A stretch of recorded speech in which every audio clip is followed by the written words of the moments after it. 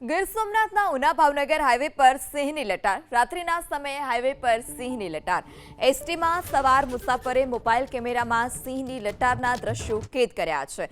વારંવાર ખોરાકની શોધમાં જે પ્રાણીઓ હોય છે તે રહેણાંક વિસ્તાર સુધી પહોંચી જતા હોય છે, ત્યારે ફરી એક વખત ગીર સોમનાથમાં ચાર પગનો આતંક.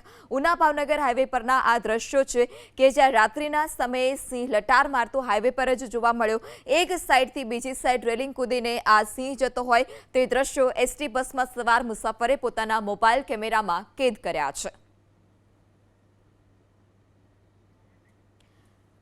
ત્યારે આ સિંહની લટારને કારણે સ્થાનિકોમાં પણ ફફડાટ છે અને રસ્તા પરથી જે પસાર થતા રાહદારીઓ છે તેમાં પણ ચોક્કસપણે ભયનો માહોલ છે. ઉના ભાવનગર હાઈવે પરના આ દ્રશ્યો કે જ્યાં એક તરફથી સિંહ બીજી તરફ રસ્તો ઓળંગીને પસાર થતો હોય તે દ્રશ્યો સામે આવ્યા છે.